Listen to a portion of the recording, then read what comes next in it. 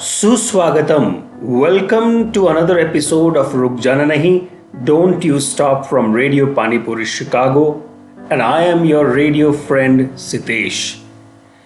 Presenting a unique episode of Ruk Jana Nahi program. Unique because this is the first ever episode where a music piece is being premiered or released on my show. Let me have the honor of premiering it, and then I will introduce the artist who is my guest in this episode. मैंने चांद मांगा, तुमने दिया थमा दिया। मैंने आकाश चाहा, तुमने मिट्टी से मांग भर दी। जब मैंने उड़ना चाहा, तुमने ऊंचाई की परिभाषा बता दी। मैं खुशी नाखुशी, उम्मीदी नाउम्मीदी, रोशनी और अंधेरों के बीच कब से खुद में गुमसुम हूँ। क्या मिल सकता है मुझे मेरा चांद, मेरा आकाश, मेरी सपनीली आँखों को थोड़ा सा आभास? क्या कही जा सकती है अपने दिल की बात, या फिर इस चुप में ही गुजर जाएगी जीवन की हर स्याह रात? कुछ तो कहने दो मुझे, कुछ तो कहने दो।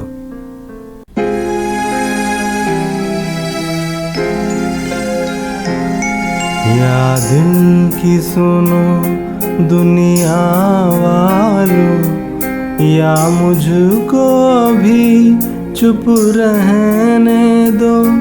मैं गम को खुशी कैसे कह दूं, जो कहते हैं उनको कहने दो। या दिल की सुनो दुनिया वालों।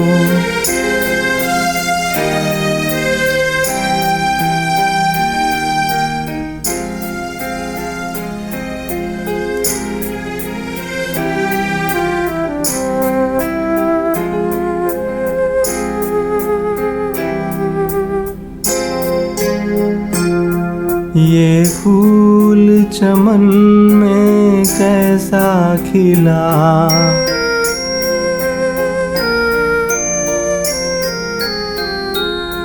ये फूल चमन में कैसा खिला। माली की नजर में प्यार नहीं, हंसते हुए क्या क्या देख लिया। अब बहते हैं आंसू, बहने दो। या दिल की सुनो दुनिया वालों।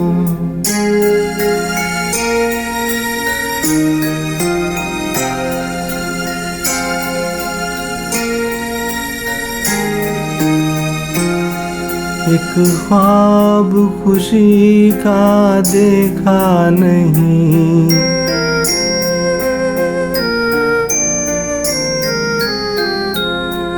एक ख्वाब खुशी का देखा नहीं। देखा जो कभी तो भूल गए, मांगा हुआ तुम कुछ दे न सके।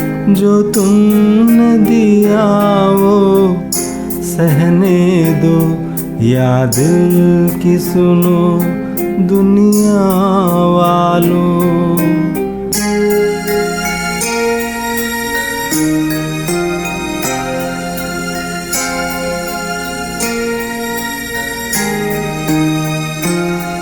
क्या दर्द किसी का लेगा कोई,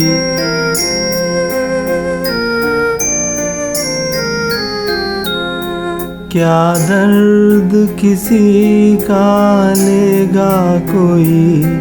इतना तो किसी में दर्द नहीं, बहते हुए आंसू और बहें। अब ऐसी तसल्ली रहने दो। या दिल की सुनो दुनिया वालों।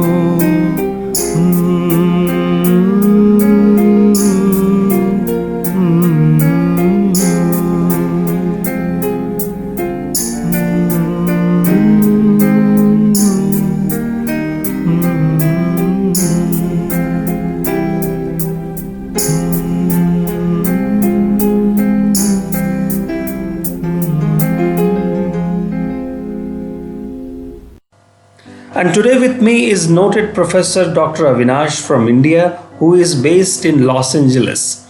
He has a unique ability to do science and music together.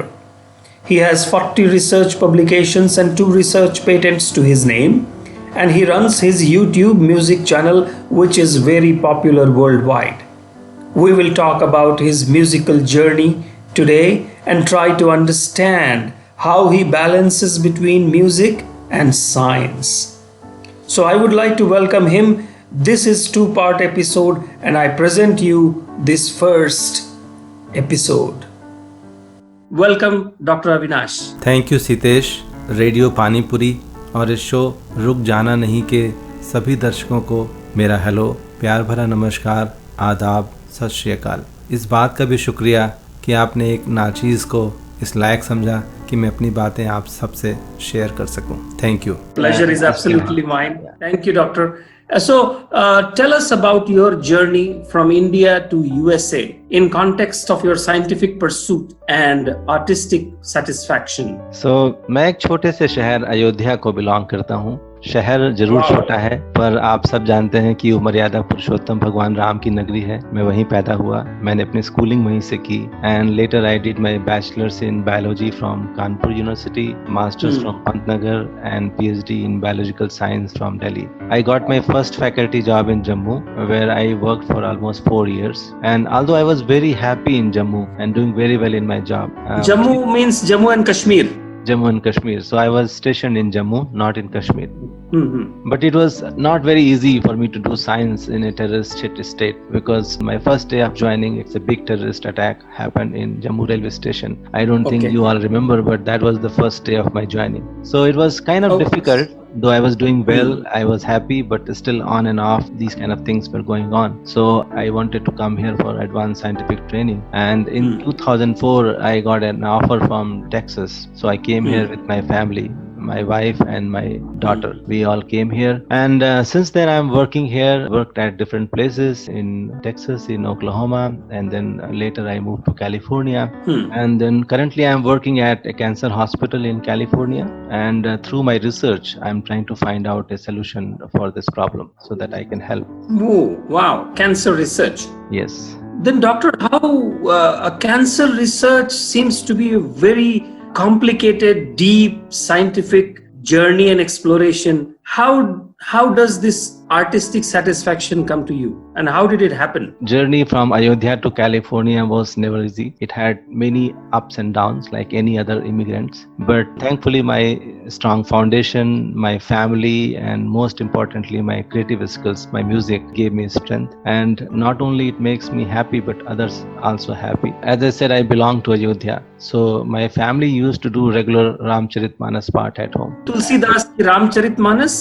जी, तुलसीदास की रामचरितमानस। हर मंगल को सुंदरकांड का पाठ होता था। पूरा तबला, हारमोनियम, सब कुछ वहाँ पे पूरा म्यूजिकल होता था। एक 2 घंटे। वो 24 घंटे वाला? 24 घंटे वाला भी पूरा म्यूजिकल होता था। सारे लोग बैठ के गाते थे, पूरा परिवार गाता था। And my father was a very good singer. He basically inspired me and planted seed of music in me. So मेरी मदर हमेशा बताती थी कि मैंने रामायण तब से पढ़ना शुरू किया जब मैं सिर्फ 4 साल का था। मुझे ठीक से बोलना नहीं आता था, लेकिन तब भी मैं पूरी रात बैठ के रामायण पढ़ता रहता था। और वो मेरे अंदर, वो म्यूजिक मेरे अंदर धीरे धीरे जाता गया और मैं सीखता गया, और लोगों से मेरी ऑफ कोर्स उससे जो अटैचमेंट थी वो भी बढ़ती गई। तो for almost 10 years I was chanting Ramayana at various places. मैं गांव से गांव जाता था, लोग बुलाते थे। छोटा बच्चा था तो मुझे सुनने के लिए बहुत दूर दूर से लोग आते थे। बहुत सारी यादें हैं। तो ये सब था जिससे मैंने संगीत शुरू किया। One of my father's friend one suggested to my father that I should go to a music school,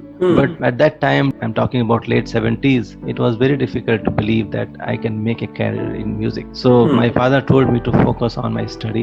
I just did that. I just followed his directions because I thought he was right and I should focus on my study. Since music was my first love, I still used to sing and in small birthday parties and college annual functions and other stages. But जहाँ तक बचपन की बात है, एक बड़ी छोटी सी घटना है जो मैं अपने सुनने वालों के साथ शेयर करना चाहता हूँ। बिल्कुल।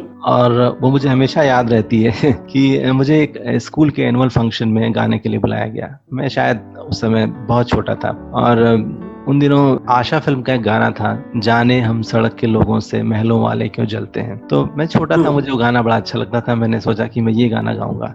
मुझे एक स्लॉट दिया गया गाने के लिए।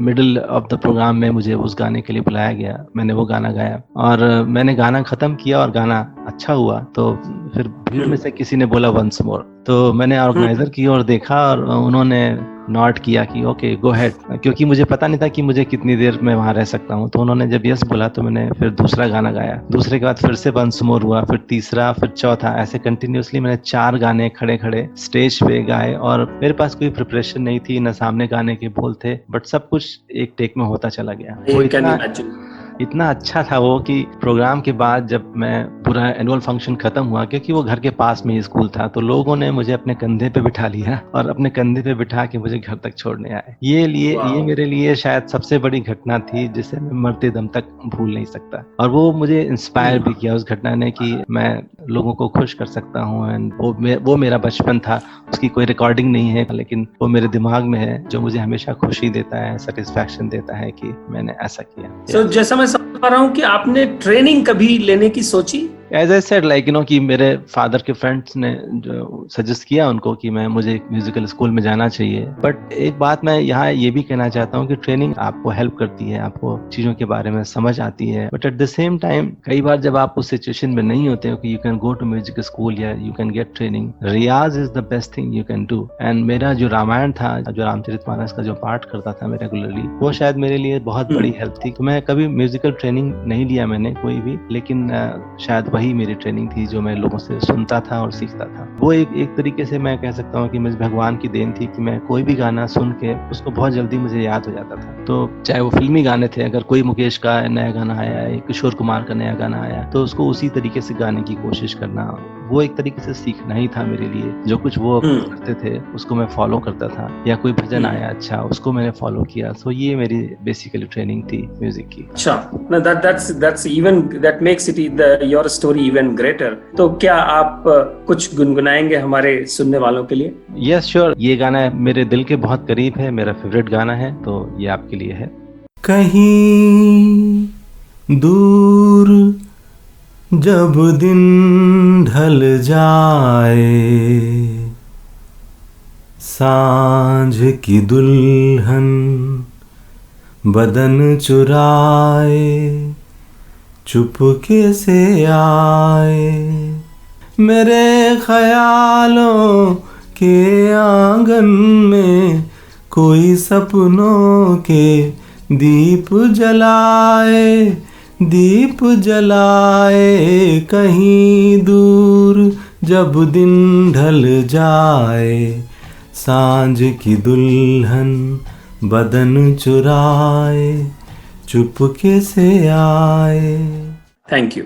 तो मैं एक आपसे अगला सवाल पूछना चाहता हूँ अविनाश जी, कि आप साइंस और आर्ट को कैसे कोरिलेट कर लेते हैं? ये सुनने में बहुत वो लगता है, एक साइंस है जो completely facts पर चलती है, nothing but fact and nothing but fact, whereas art is something which could be as abstract as one can imagine. तो कैसे कोरिलेट कर लेते हैं आप? कई बार मुश्किल होता है, बट अगर आप उसको बैलेंस करने की कोशिश करेंगे और कब करना है, कैसे करना है, तो शायद आसान हो जाता है। मैंने साइंस को पहले प्रायोरिटी इसलिए दी क्योंकि साइंस मेरे लिए, मेरे परिवार के लिए रोटी लाने का जरिया है। सबसे पहले वही है कि भूखे भजन न होए गोपाला। अगर आपका पेट नहीं भरा है तो आप भजन नहीं गा सकते, आप गाने नहीं गा सकते। तो सबसे पहले आपको अपने परिवार के लिए, अपने लिए, सबके लिए सोचना होता है। So that's how I focused on my profession. My profession is my science. And कई बार क्रिएटिव चीजें जो होती हैं, आपकी जो क्रिएटिव स्किल्स होती है, they also help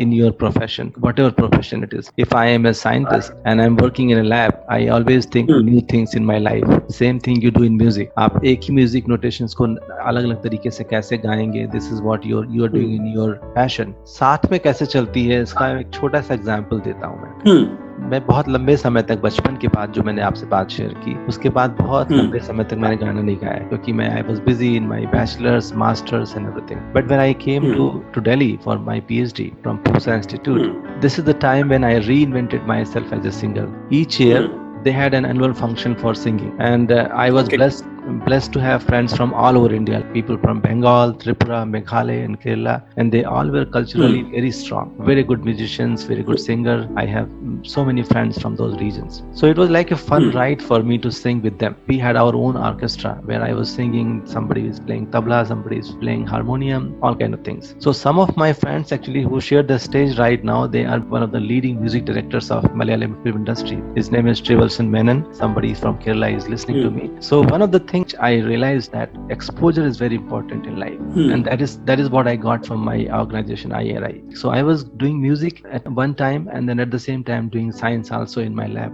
a whole night working on my experiments, and then say 2 days after or 3 days after that experiment, have a function, we have a rehearsals, and I was singing all the time. It is funny that they used to call me 24-hour music channel in my hostel because I was singing all the time. And since then, music has become integral part of my life. Not only that, let me tell you another story. I came to Dallas in 2004, okay? Right. And of course, I came here for my postdoctoral training. You know that in America, almost every university has a huge Indian population. And Diwali is a major function in every university, okay? So my university also hosted a Diwali party where they invited me to sing first time. And that was my first public performance in this country. So I decided to sing, so I decided to sing a very old number, 1960s old number, Hai Apna Dil To Awara. Frankly speaking, I was a bit nervous. The audience was mixed audience. So I was not sure how it is going to happen. But fortunately, song went very well and the melody of that song clicked. So almost everyone in the auditorium was clapping, including my PI who hired me.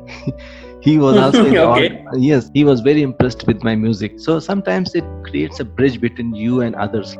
This is how actually music and science can go hand in hand. If in one line I have to say that, so कई बार ऐसा होता है कि science ऐसी होती है कि आप मन करता है कि सिर्फ साइंस करो, क्योंकि म्यूजिक कई बार आप पूरी तरीके से उसमें डेडिकेट होने लगते हो, आपका उतना मन लगने लगता है कि आपकी साइंस सफर होने लगती है. तो कई बार मैं म्यूजिक छोड़ देता हूँ. मैं सोचता हूँ कि शायद इस पे ज्यादा ध्यान नहीं दूंगा, लेकिन म्यूजिक मुझे कभी नहीं छोड़ता. मैं जब भी म्यूजिक छोड़ता हूँ वो किसी ना किसी तरीके से मुझे ग्रैब कर लेती है. तो that's how actually I manage my life. और म्यूजिक से बहुत हेल्प होती है. कई बार बहुत स्ट्रेस होता है लाइफ में, एंड साइंस में बहुत बार ऐसा होता है कि हम लोग अक्सर बात करते हैं कि 360 days of unsuccessful experiments and only 5 days of successful experiments. तो उनको बेसिकली कोप अप करने के लिए, उसका स्ट्रेस कोप अप करने के लिए कई बार you need something else in your life, and music is that something in my life which helps me all the time. मैं खुश होता हूँ, उससे मुझे एक डिवाइन फीलिंग होती है जब मैं म्यूजिक में जुड़ता हूँ. जब मैं कोई भी नई क्रिएशन करता हूँ, खुद का गाना गाता हूँ या किसी और का गाना गाता हूँ, मैं एक अलग दुनिया में होता हूँ. नहीं, amazing. I mean, this is amazing, and I'm just trying to digest some of the keywords जो आपने अभी कहे, और especially 360 days of science versus 5 days of some discovery or some achievement, and then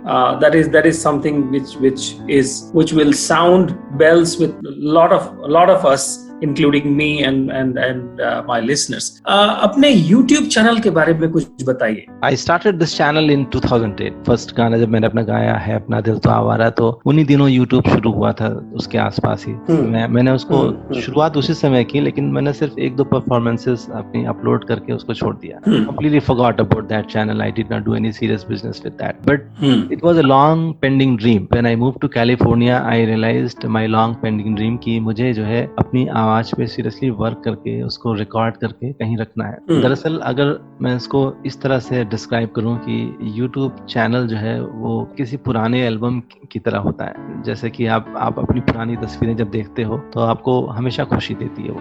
जब आप अपनी एल्बम कोई भी उठाओ और आप उसको आप पलटते जाओ तो आपको अच्छी लगती है वो. तो मेरे लिए YouTube चैनल शुरू करने का जो मेन रीजन था वो यही था कि I can record my voice, जो कुछ समय के बाद बूढ़ी हो जाएगी, आवाज वैसी नहीं रहेगी जैसी मैं चाहता हूँ, तो I can just record it, and then ये मेरे लिए एक पुराने एल्बम की तरह होगा कि जब मैं आज से 15-20 साल के बाद इसको सुनूंगा तो मुझे बहुत अच्छा लगेगा कि I did this work. This is how actually I started my YouTube channel. और जो मेरा पहला जो गाना था वो जाने वाले हो सके तो लौट के आना. This is my favorite song also and relevant for many people. Basically ये गाना किसी और परिवेश में गाया गया है, बंदिनी में जी पे फिल्माया गया, बट मैंने इसको डिफरेंट तरीके से सोचा. और मैंने सोचा कि ये गाना एक्चुअली उन लोगों के लिए भी बहुत सूट करता है जो अपने देश को, अपने गाँव को, अपने शहर को छोड़ के एक दूसरे शहर में बेहतर जिंदगी की तलाश में जाते हैं। उनके लिए एक सपना होता है, उस सपने के साथ वो जाते हैं, तो वो क्या होता है उनके लिए और वो कैसा फील करते हैं, मैं इतने सालों में मैंने वो सब महसूस किया। तो मैंने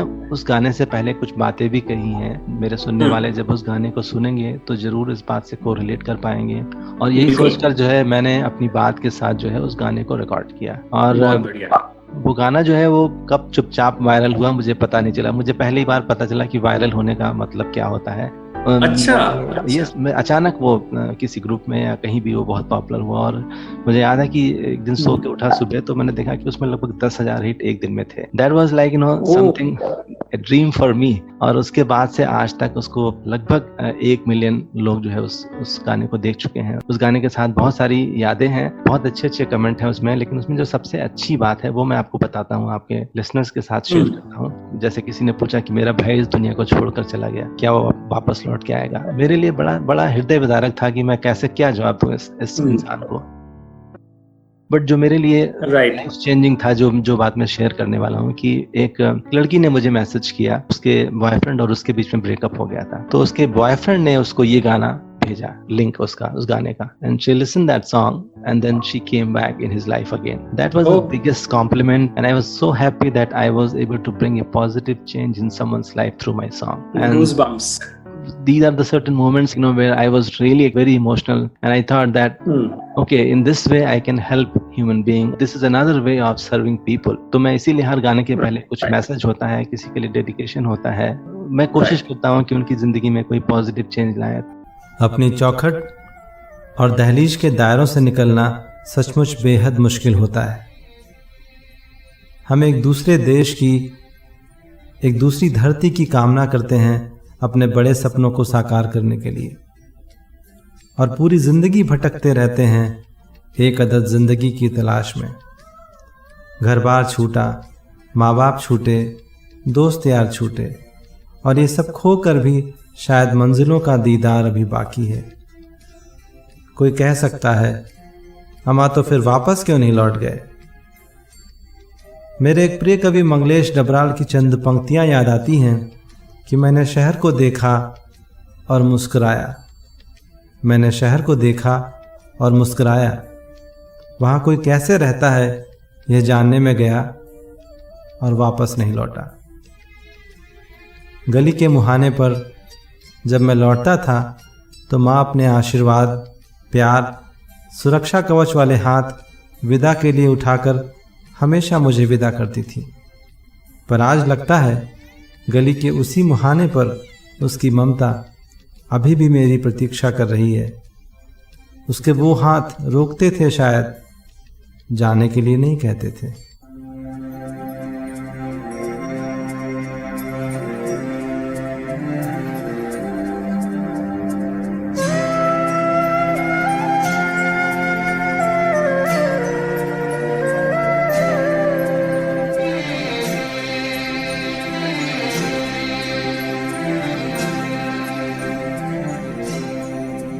हो जाने वाले हो सके तो लौट के आना, हो जाने वाले हो सके तो लौट के आना। ये घाट तू ये बाट कहीं भूल न जाना, हो जाने वाले हो सके तो लौट के आना।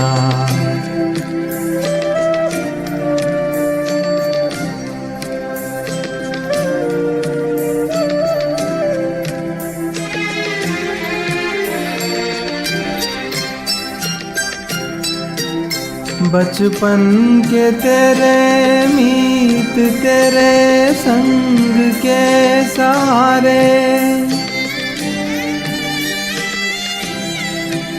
बचपन के तेरे मीत तेरे संग के सहारे, ढूंढेंगे तुझे गली गली सब ये गम के मारे। पूछेगी हर निगाह कल तेरा ठिकाना, हो जाने वाले हो सके तो लौट के आना।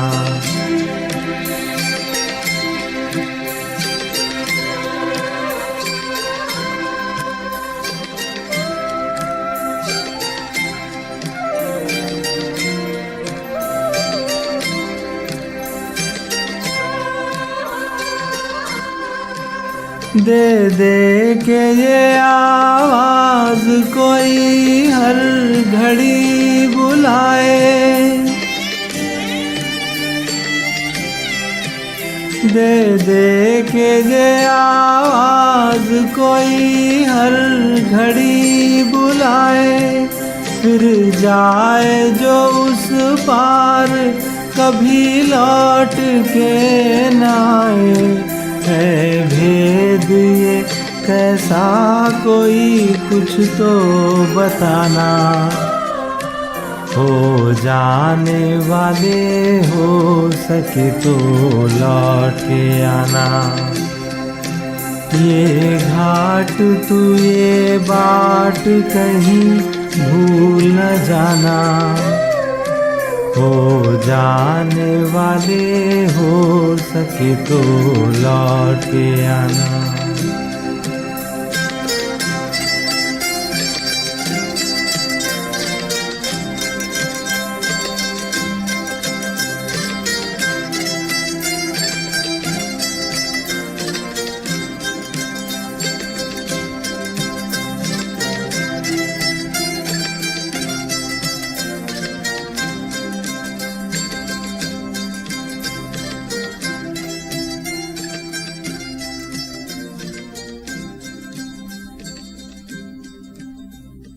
तो YouTube चैनल का पर्पस यही है कि लोग गाने को भी एंजॉय करें। और कई गाने ऐसे हैं जब रिकॉर्डिंग होती थी उस जमाने में, तब बहुत सारे गाने ऐसे थे जो बहुत लिमिटेड रिसोर्सेज के साथ रिकॉर्डिंग होती थी। तो मैंने कोशिश की है कि उस गाने के साथ जस्टिस हो, अपनी आवाज में जो भी कर सकता हूँ मैं। और साथ में एक मैसेज होता है, एक छोटी सी कविता होती है जो कभी कभी मैं लिखता हूँ या मेरी वाइफ बहुत अच्छा लिखती हैं, उनका आवाज या उनकी कविता यूज करता हूँ, या फिर कभी कभी मैं जैसे हरिवंश राय बच्चन जी की कविता यूज करता हूँ, या मेरे बहुत फेवरेट कवि हैं अशोक वाजपेयी, मंगलेश डबराल, इन लोगों की कविताएं यूज करता हूँ ताकि लोग उनसे सीखें और जैसे मैं सीखता रहा हूँ। तो ये है मेरा यूट्यूब चैनल जो मेरे गैराज से चलता है। मेरे गैराज में एक छोटा सा स्टूडियो है, बहुत छोटा सा सेटअप है, but the idea is to entertain people, motivate people and bring positivity in their life.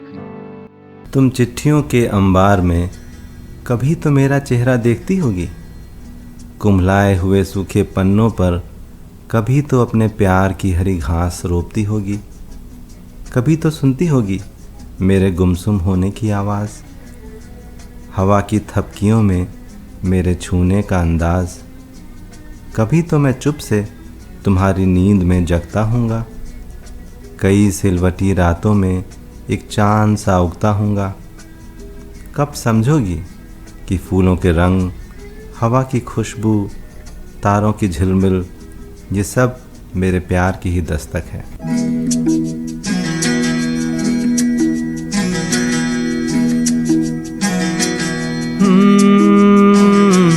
फूलों के रंग से, दिल की कलम से तुझको लिखी रोज पाती, कैसे बताऊं किस किस तरह से पल पल मुझे तू सताती। तेरे ही सपने लेकर के सोया, तेरी ही यादों में जागा, तेरे ख्यालों में उलझा रहा यूं जैसे कि माला में धागा। हाँ, बादल, बिजली, चंदन, पानी जैसा अपना प्यार लेना होगा जन्म हमें कई कई बार। हाँ, इतना मधुर तेरा मेरा प्यार लेना होगा जन्म हमें कई कई बार।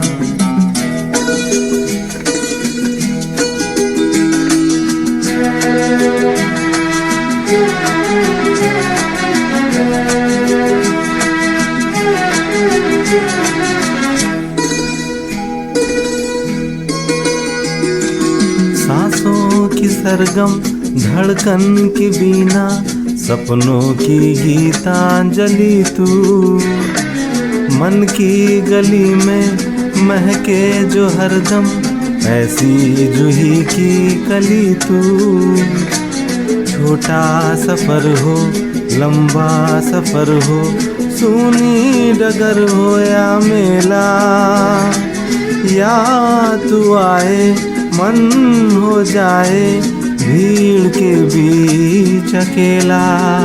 हाँ, बादल बिजली चंदन पानी जैसा अपना प्यार, लेना होगा जन्म हमें कई कई बार। हाँ, इतना मधुर इतना मधुर तेरा मेरा प्यार, लेना होगा जन्म हमें कई कई बार।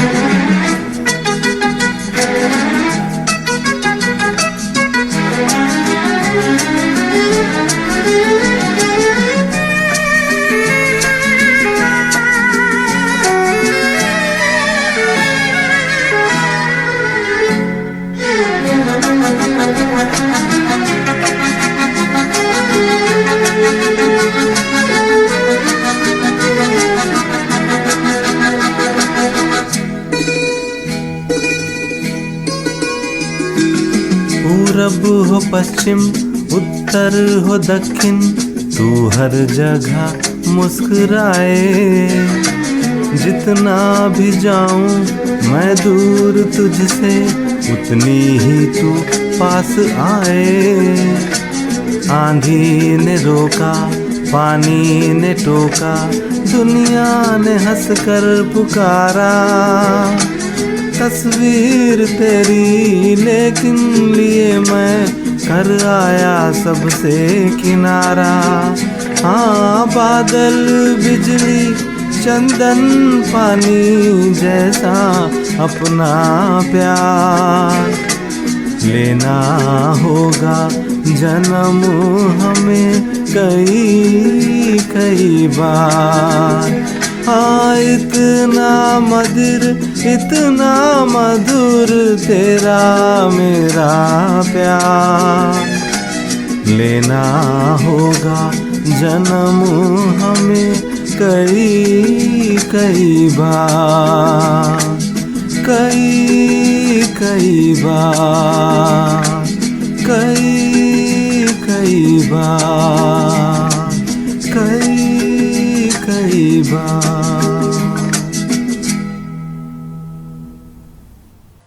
This was first part of the episode with Dr. Avinash. The second episode will be relayed in 2 weeks from mid of May, and I, your presenter Sitesh, will keep you posted. Ruk jana nahi, don't you stop. Till then,